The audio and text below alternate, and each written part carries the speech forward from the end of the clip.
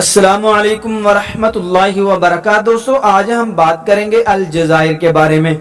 الجزائر جسے انگریزی میں الجیریا بھی کہا جاتا ہے، شمالی افریقہ میں واقع ایک ملک ہے۔ رقبے کے اعتبار سے بحر روم پر واقع سب سے بڑا عرب دنیا کا ملک ہے اور افریقی بر اعظم میں سوڈان کے بعد سب سے بڑا ملک ہے۔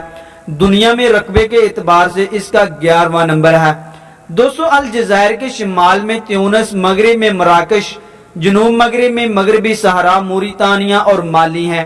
جنوب مشرق میں نائجیریا جبکہ شمال میں بحر روم واقع ہے۔ اس کا رقبہ تقریباً 24 لاکھ مربع میل جبکہ آبادی 3.5 کروڑ نفوس پر مشتمل ہے۔ الجزائر کے دارالحکومت کا نام بھی الجزائر ہے۔ الجزائر عرب لیگ، اقوام متحدہ اور اوپیک کا رکن بھی ہے۔ وجہ تسمیہ کی بات کی جائے تو ملک کا نام اس کے شہر الجزائر سے نکلا ہے۔ ایک اندازہ ہے کہ یہ لفظ الجزائر بنی مارغان کی مختصر شکل ہے۔ دوستو قبل از تاریخ کی بات کریں تو پرانے دور میں الجزائر کو سلطنت نومیڈیا کہا جاتا تھا۔ اس کے لوگ نومیڈین کہلاتے تھے۔ اس سلطنت کے تعلقات اس دور کے قدیم یونان اور رومن اقوام کے ساتھ تھے۔ اس علاقے کو زرخیز علاقے کے طور پر جانا جاتا تھا اور یہاں کے لوگ گھڑ سواری کے ماہر تھے۔ شمالی افریقہ کے مقامی لوگ بلا آخر بربر کہلائے۔ 1000 قبل مسیح میں کرتانجا قبائل نے ساحل کے ساتھ ساتھ آبادیاں بسانا شروع کر دی۔ بربر قبائل نے موقع پا کر کرتانجا سے آزادی پا لی اور بربر ریاست کا قیام عمل میں آ گیا۔ 200 قبل مسیح میں اس علاقے پر رومن سلطنت نے قبضہ کر لیا تھا۔ جب 476 عیسوی میں مغربی رومن ریاست کا زوال ہوا تو بربر پھر سے آزاد ہو گئے۔ بعد میں یہاں ونڈال قبائل نے قبضہ کر لیا جو کہ بازتینیوں کی آمد تک قائم رہا۔ بازتینی یہاں 8ویں صدی عیسوی تک موجود رہے، پھر عرب یہاں پر قابض ہو گئے۔ بربر قبائل قرون وسطیٰ کے دوران زیادہ تر مغرب کے علاقوں پر قابض رہے۔ بربر قبائل بذات خود کئی قبائل پر مشتمل تھے۔ قرون وسطیٰ میں مغرب، سوڈان، اٹلی، نائجیریا، مصر اور دیگر نزدیکی جزائر پر بربروں کے مختلف قبائل نے اپنی حکومتوں کو قائم کیا ہوا تھا۔ ابن خلدون نے ان قبائل کی کل تعداد 12 بیان کی ہے۔ اسلام کی آمد کی بات کی جائے تو جب مسلمان عرب 7ویں صدی کے وسط میں یہاں پہنچے تو مقامی افراد کی بڑی تعداد نے اسلام قبول کر لیا۔ عرب امیہ سلطنت کے 751 عیسوی میں زوال کے بعد بہت ساری مقامی بربر سلطنتوں کو قائم کیا گیا جن میں الغالیہ اور کافی ساری سلطنتیں موجود ہیں۔ دوستو ہسپانوی علاقے کی بات کی جائے تو ہسپانویوں کی شمالی افریقہ میں توسیع پسندوں نے کیتھولک بادشاہ اور ملکہ کی مدد سے آئیبرین کے جزیرہ نما پر قبضہ کر لیا۔ الجزائر کے ساحل پر بہت سارے قصبوں اور بیرونی چوکیوں پر ہسپانویوں نے قبضہ کر لیا۔ 15 جولائی 1510 کو الجزائر کے بادشاہ کو زبردستی ہسپانوی بادشاہ کے سامنے ہتھیار ڈالنے پر مجبور کر دیا گیا۔ بعد ازاں 1516 کو 1300 ترک سپاہیوں اور 16 بحری جہازوں کی مدد سے یہاں قبضہ کر کے الجزائر کو سلطنت عثمانیہ سے ملا دیا گیا۔ عثمانی دور کی بات کریں تو الجزائر کو خیر الدین بربر اور اس کے بھائی عروج نے 1517 میں سلطنت عثمانی سے جوڑ دیا۔ 1541 میں مقدس رومن سلطنت کے بادشاہ چارلس پنجم نے الجزائر پر 65 بحری جنگی جہازوں اور 23,000 فوجیوں کی مدد سے حملہ کر دیا۔ اس فوج میں 2000 گھوڑا سوار بھی شامل تھے، تاہم انہیں بدترین شکست کا سامنا کرنا پڑا اور الجزائر کے رہنما حسن آغا کو قومی رہنما مان لیا گیا۔ الجزائر بہت بڑی فوجی قوت بن کر ابھرا۔ عثمانیوں نے الجزائر کی موجودہ سرحدیں شمال میں قائم کر دیں۔ عثمانی جہادیوں کے لیے الجزائر کے ساحل پڑاؤ کا کام کرنے لگے۔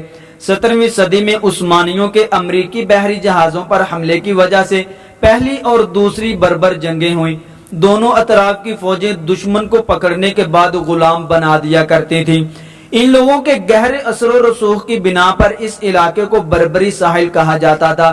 یہ لوگ اکثر یورپی ساحلوں پر حملہ کر کے عیسائیوں کو غلام بنا کر ترکی، مصر، ایران، الجزائر، مراکو کے بازاروں میں بیچ دیتے تھے۔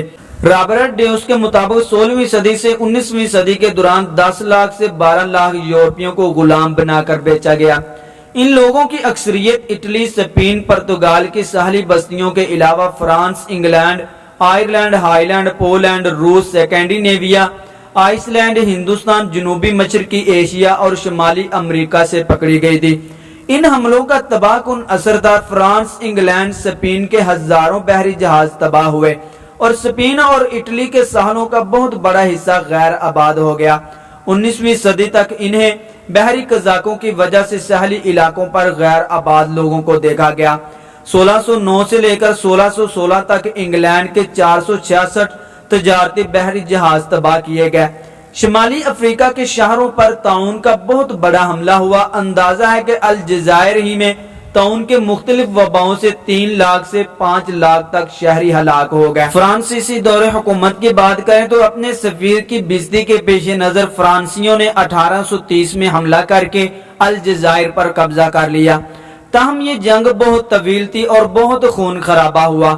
1830 سے 1872 تک مقامی آبادی جنگوں اور بیماریوں کی وجہ سے 1/3 کم ہو گئی۔ 1825 سے 1847 تک 50,000 سے زیادہ فرانسیسی الجزائر منتقل ہو گئے۔ تاہم یہ منتقلی بہت آہستہ سے ہوئی کیونکہ مقامی آبادی نے اس کے خلاف بہت جدوجہد کی تھی۔ قبضے کے بعد فرانس نے ہر ممکن کوشش کی کہ الجزائر کو فرانس کا اٹوٹ انگ بنا دیا جائے۔ فرانس، اسپین، اٹلی، مالٹا سے ہزاروں میں آباد کار الجزائر منتقل ہو گئے اور الجزائر کے ساحلی میدانوں پر کاشتکاری کے علاوہ شہروں کے اہم حصوں پر قابض ہو گئے۔ ان آباد کاروں کو حکومت فرانس کی پشت پناہی حاصل دی گئی۔ 19ویں صدی کے آخر میں الجزائر میں آباد یورپی نسل افراد اور الجزائر یہودیوں کو فرانس کا شہری تسلیم کر لیا گیا۔ الجزائر کی 1962 میں آزادی کے بعد یہاں یورپی نسل افراد کو کالے پیروں والا کہا جانے لگا کیونکہ آباد کار کالے بوٹ پہنتے تھے۔ تاہم یہ نام صرف محض حتک کے لیے ہی لیا جاتا تھا۔ الجزائر کے مسلمانوں کو فرانسیسی شہرت اور ووٹ کے حق سے محروم کر دیا گیا۔ دوستو، آزادی کی بات کریں تو 1954 میں نیشنل لبریشن فرنٹ نے الجزائر کی جنگ آزادی شروع کی جو کہ گوریلا جنگ تھی۔ اس جنگ کے اختتام پر صدر نے اپنے مشہور خطاب میں عوام سے کہا کہ میں نے آپ کی بات سمجھ لی ہے۔ عوام سمجھی کہ صدر نے الجزائر کے فرانس کا حصہ رہنے کے بارے میں اعلان کیا ہے۔ ریفرنڈم کے بعد انعقاد کے بعد بہت بڑی اکثریت سے عوام نے آزادی کا انتخاب کر لیا۔ 10 لاکھ سے زیادہ افراد فرانس منتقل ہو گئے۔ الجزائر کے پہلے صدر احمد بن بلا تھے جنہیں ان کے منعقد اور سابقہ حلیف بومدین نے اقتدار سے ہٹا دیا۔ احمد بن بلا کے دور میں حکومت کا رجحان زیادہ تر سوشلسٹ اور آمرانہ تھا۔ ان کے بعد یہ رجحان جاری رہا۔ تیل نکالنے کے پلانٹوں کو حکومت نے اپنے قبضے میں لے لیا۔ اسی دور میں زراعت کو انفرادی سطح سے اجتماعی سطح پر لایا گیا اور صنعتی انقلاب کی راہ ہموار ہوئی، تاہم اس کے نتیجے میں تیل پر انحصار بڑھ گیا۔ 1980 کی دہائی میں تیل کی گرتی قیمتوں میں ملکی معیشت بالکل ہی بیٹھ گئی۔ الجزائر کے خارجہ تعلقات مغربی ہمسائے موراکو سے اچھے نہیں ہیں۔ اس کی وجوہات میں موراکو کا الجزائر کے کچھ علاقوں پر قبضہ اور الجزائر کی طرف سے موراکو کی علیحدہ پسند تحریکوں کی حمایت وغیرہ اہم ہے۔ الجزائر میں اختلافی رائے کی گنجائش بالکل بھی نہیں اور حکومت زیادہ تر میڈیا پر قابض ہے۔ 1976 کے آئین کے تحت ایک کے سوا تمام سیاسی جماعتوں پر پابندی لگا دی گئی۔ 1978 میں بومدین کا انتقال ہوا اور ان کے جانشین شاذلی بن جدید نسبتاً کھلے ذہن کے مالک تھے۔ ان کے دور میں افسر شاہی کا غلبہ ہوا اور رشوت عام ہو گئی۔ جدت پسندی کی وجہ سے الجزائر کی آبادی کی خصوصیات میں کافی تبدیلیاں ہوئیں۔ دیہاتوں کی شکل و صورت بدلنے لگی اور شہروں کی طرف منتقلی کا رجحان بڑھ گیا۔ نت نئی صنعتیں قائم ہوئی اور زراعت میں لوگوں کی توجہ کم ہو گئی۔ ملک بھر میں تعلیم عام ہو گئی اور شرح خواندگی 10% سے بڑھ کر 60% تک جا پہنچی۔ فی عورت بچوں کی اوسط 7 سے لے کر 8 تک ہو گئی۔ 1980 سے 1988 تک اسلامی جمہوریہ ایران کے خلاف عراق کے ڈکٹیٹر صدام حسین کی مسلط کردہ جنگ کے دوران الجزائر نے ایران کا ساتھ دیا اور امریکی ایما پر لڑی جانے والی اس جنگ کو عرب اور عجم یا کے سنی اور شیعہ کی جنگ قرار دینے کے مذموم کوششوں کو ناکام بنا دیا گیا۔ 80 کے عشرے میں ملک بھر میں نوجوانوں کی تعداد بہت زیادہ بڑھ گئی۔ نتیجن 2 مختلف گروہ پیدا ہوئے۔ پہلے گروہ میں بربر بھی شامل تھے جو کہ کمیونسٹ رجحان رکھتے تھے، جبکہ دوسری طرف اسلام پسند تھے۔ دونوں گروہ ہی یک جماعتی قانون کے خلاف تھے، لیکن ایک دوسرے سے بھی لڑ رہے تھے۔ تاہم انہی کے احتجاج کے باعث 1988 میں بن جدید نے یک جماعتی قانون کو ختم کر دیا۔ دوستو، الجزائر کے سیاسی واقعات کی بات کریں تو 1991 میں الجزائر میں انتخابات منعقد ہوئے تھے۔ دسمبر 1991 میں اسلامی سلویشن فرنٹ نے انتخابات کا پہلا مرحلہ جیتا تو فوج نے مداخلت کی اور دوسرا مرحلہ منسوخ کر دیا گیا۔ اس کے بعد فوج نے اس وقت کے صدر بن جدید کو مستعفی ہونے پر مجبور کیا اور مذہب کی بنیاد پر بننے والی ہر سیاسی جماعت کو کل عدم قرار دے دیا۔ سیاسی چپکلش پیدا ہوئی اور خانہ جنگی شروع ہو گئی۔ 1,60,000 سے زیادہ افراد 17 جون 1992 سے جون 2002 کے دوران مارے گئے۔ ان کی اکثریت شہروں کے تھے۔ مبصرین کے بقول حکومت نے اپنی فوج اور غیر ملکیوں کی مدد سے شہریوں کو ہلاک کر کے ذمہ داری مختلف اسلامی گروہوں پر ڈال دی۔ 1995 میں انتخابات بحال ہوئے اور 1998 میں جنگ بھی ختم ہو گئی۔ 27 اپریل 1999 کو عبدالعزیز کو فوج نے صدر چن لیا۔ دوستو، جنگ کے بعد کی بات کریں تو 2002 تک زیادہ تر چھاپا مار گروہ یا تو ختم کر دیے گئے تھے یا پھر ہتھیار ڈال کر عام معافی پا چکے تھے۔ تاہم کچھ علاقوں میں لڑائی اور دہشت گردی آج بھی جاری ہے۔ الجزائر کا زیادہ تر حصہ اب بحالی کی راہ پر چل رہا ہے اور ملکی معیشت تیزی سے ترقی کر رہی ہے۔ تیل اور قدرتی گیس کی بڑھتی ہوئی قیمتوں سے نئی حکومت کو ملکی ڈھانچے کی تعمیر نو میں مدد مل رہی ہے۔ دوستو، جغرافیہ کی بات کریں تو الجزائر کا زیادہ تر ساحلی علاقہ پتھریلا اور چٹائی ہے اور کہیں کہیں پہاڑ بھی ملتے ہیں۔ تاہم یہاں کی قدرتی بندرگاہیں بھی موجود ہیں۔ ساحل سے لے کر اطلس اطلی تک کا علاقہ زرخیز ہے۔ اطلس اطلی کے بعد کا علاقہ گاز کے وسیع و عریض میدانوں پر مشتمل ہے جو کہ کوہ اطلس کے بعد مشرقی حصے تک پھیلا ہوا ہے۔ اس کے بعد صحرائے سہارا ہے۔ ہکار کے پہاڑ دراصل وسط صحارا کے بلند ترین علاقے ہیں جو کہ دارالحکومت سے 1500 کلومیٹر جنوب میں واقع ہے۔ اس وقت افریقہ میں سوڈان کے بعد الجزائر سب سے بڑا ملک ہے۔ تاہم جولائی 2011 میں جنوبی سوڈان کی علیحدگی کے بعد الجزائر افریقہ کا سب سے بڑا ملک بن گیا ہے۔ الجزائر کا موسم عموماً سال بھر گرم ہی رہتا ہے، تاہم سورج غروب ہونے کے بعد خشک اور صاف ہوا سے گرمی جلد ہی ختم ہو جاتی ہے اور راتوں کو درجہ حرارت گر جاتا ہے۔ سرکاری طور پر سب سے زیادہ گرمی 50 ڈگری ریکارڈ کی گئی ہے۔ بارشیں زیادہ تر ساحلی علاقوں پر ہوتی ہیں اور بارش کی مقدار مغرب سے مشرق کو زیادہ ہوتی جاتی ہے۔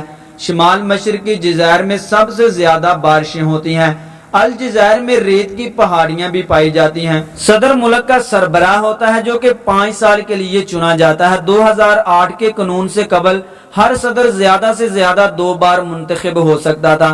18 سال کی عمر میں ووٹ ڈالنے کا حق ملتا ہے۔ صدر وزراء کی کونسل اور ہائی سیکیورٹی کونسل کا سربراہ بھی ہوتا ہے۔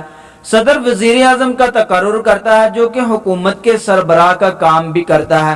وزیر اعظم وزراء کی کونسل کا تقرر بھی کرتا ہے۔ الجزائر کی پارلیمان 2 ایوانوں پر مشتمل ہے۔ ایوان زریں کو نیشنل پیپلز اسمبلی کہتے ہیں جس کے 380 اراکین ہوتے ہیں۔ ایوان بالا جسے کونسل آف نیشنل کہتے ہیں اس کے 144 اراکین ہوتے ہیں۔ ایوان زریں کے لیے ہر 5 سال بعد انتخابات ضروری ہوتے ہیں۔ 1976 کے آئین کے مطابق ملک میں 1 سے زیادہ سیاسی جماعتیں بنائی جا سکتی ہیں، تاہم ان کی منظوری وزیر داخلہ سے ضروری ہوتی ہے۔ اس وقت ملک میں 40 سے زیادہ سیاسی جماعتیں موجود ہیں۔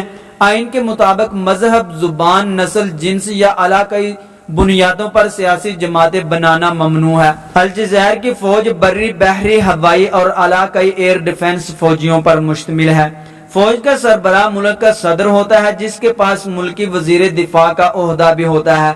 کل فوجیوں کی تعداد 1,47,000، زیرو فوجیوں کی تعداد 1,50,000 جبکہ نیم فوجیوں کی تعداد 1,87,000 ہے۔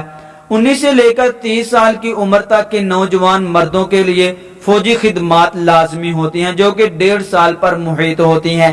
اس میں 6 ماہ تربیت اور 1 سال شہری منصوبوں پر کام شامل ہوتا ہے۔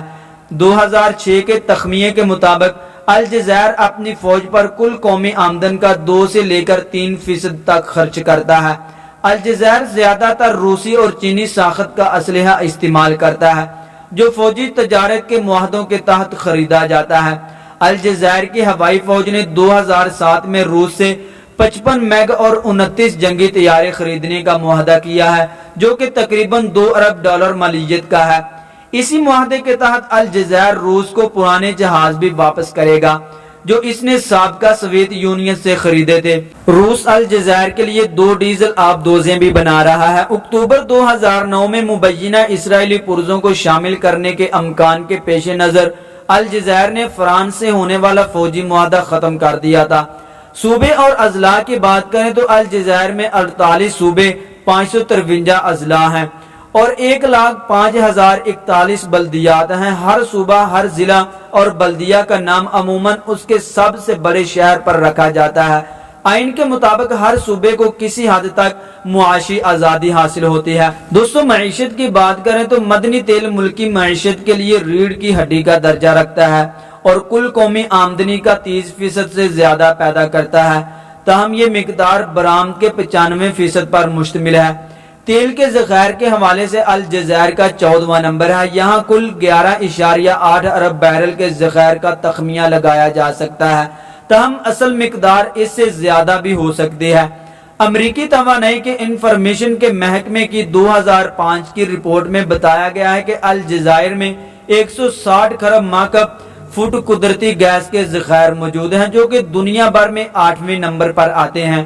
مدنی تیل اور گیس کے علاوہ ملکی آمدنی 2003 سے 2007 تک 6% سالانہ کے حساب سے بڑھی ہے۔ بیرونی قرضے تقریباً ختم ہو چکے ہیں اور حکومت نے تیل کی آمدنی سے فنڈ قائم کیا ہے۔ افراط زر کی شرح پورے خطے میں سب سے کم ہے اور 2003 سے 2007 تک محض 4% رہی ہے۔ الجزائر کے معاشی اور مالی اشاریے 1990 کی دہائی کے وسط سے بہتر ہونے لگے تھے۔ اس کی اہم وجہ پیرس کلب کے قرضوں کی بین الاقوامی مالیاتی فنڈ کی طرف سے ری شیڈولنگ تھی۔ 2000 اور 2001 میں الجزائر کی آمدنی پر تیل کی بڑھتی ہوئی قیمتوں اور حکومت کی سخت مالیاتی پالیسیوں سے مثبت اثرات مرتب ہوئے تھے۔ اس سے تجارتی سرپلس اور فارن کرنسی میں اضافے کے علاوہ بیرونی قرضوں میں بھی کمی ہوئی تھی۔ دوستو، زراعت کی بات کریں تو الجزائر ہمیشہ سے ہی اپنی زرخیز زمین کے حوالے سے مشہور رہا ہے۔ کل آبادی کا 1/4 حصہ زراعت سے وابستہ ہے۔ امریکہ کی خانہ جنگی کے دوران یہاں کپاس کی کاشت بہت زیادہ بڑھ گئی تھی۔ 20ویں صدی کے اول میں زراعت پر پھر سے زور دیا جانے لگا تھا۔ بونی کھجوروں کی بہت بڑی تعداد ان کے پتوں کے حصول کے لیے کاشت کی جاتی ہے۔ زیتون، تمباکو بھی کامیاب ترین فصلوں میں سے ایک ہے۔ 3 لاکھ مربع کلومیٹر سے زیادہ رقبہ غلے کی پیداوار کے لیے مختص ہے۔ دوستوں، نسلی گروہ کی بات کریں تو الجزائر کے اکثر لوگ عرب اکثریتی گروہ ہیں جبکہ بربر قبائل آبادی کا 1/4 حصہ ہیں۔ مذہب کی بات کریں تو 99% آبادی کا مذہب اسلام ہے۔ تقریباً سارے ہی افراد سنی عقیدہ مسلمان ہیں۔ الجزائر میں 2.5 لاکھ مسیحی بھی موجود ہیں۔ 1960 کے عشرے تک الجزائر میں یہودیوں کی آبادی کافی تھی، تاہم بعد میں یہودی یہاں سے دیگر ملکوں کو منتقل ہو گئے۔ دوستو، آج کی ہماری ویڈیو یہاں تک ہی۔ ویڈیو اچھی لگی ہو تو پلیز لائک کر دیں، چینل کو سبسکرائب کر دیں اور بیل کے بٹن کو بھی دبا دیں تاکہ ہماری ہر نئی آنے والی ویڈیو کا نوٹیفیکیشن بر وقت آپ تک پہنچتا رہے۔ السلام علیکم ورحمۃ اللہ وبرکاتہ۔